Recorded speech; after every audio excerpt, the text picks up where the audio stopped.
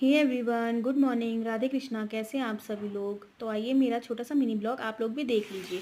तो भाई आज का मौसम देख के तो मैं ये सोच रही थी कि मुझे उठना नहीं चाहिए था, लेकिन मेरी नींद खुल गई थी इसलिए मैं उठ गई। देखो कितना प्यारा मौसम है मेरे गांव का। इतनी बारिश हो रही थी, रात से ही बहुत बारिश हो रही थी।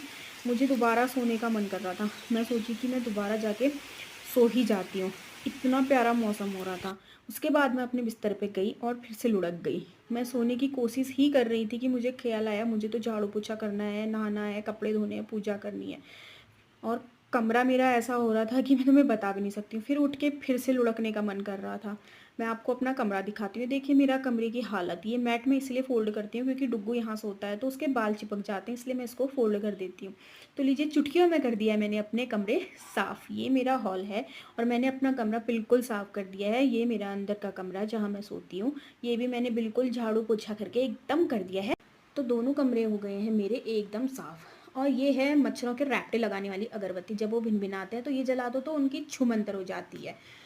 और ये रहा मेरा बरामदा और वो रही मेरी कमर हिलाने वाली मशीन। मैं इसमें कमर हिलाती हूँ अपनी ताकि मेरी कमर जल्दी से हो जाए पतली। मेरा बरामदा पूरा साफ़ हो चुका है। बहुत मेहनत लगी इसको साफ़ करने में। ये रहे मेरे बेचारे कपड़े जो नीचे धूप में आजकल सूखते नहीं है, तो यहाँ खुद ही झूल के खुद को ही सुखा रहे हैं बहुत।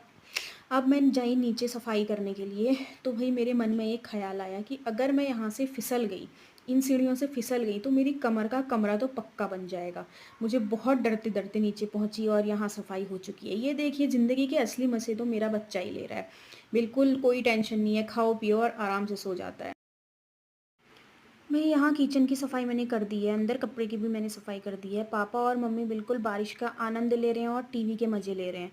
यहाँ सारी सफाई होने के बाद मैंने अपनी ब्लैक कॉफ़ी पकड़ी और ब्लैक कॉफ़ी पीते पीते मैं यहाँ न्यूज़ देख रही थी। न्यूज़ देख के मेरा दिल बहुत दहल गया और मुझे इतना बुरा लगा कि मैं बता भी नहीं सकती। लेकिन भगवान की मर्ज़ी के आगे कुछ भी नहीं है। बस भगवान से दुआ कर रही थी मन ही मन कि सबको ठीक रखना, सबकी जान बचा लेना भगवान।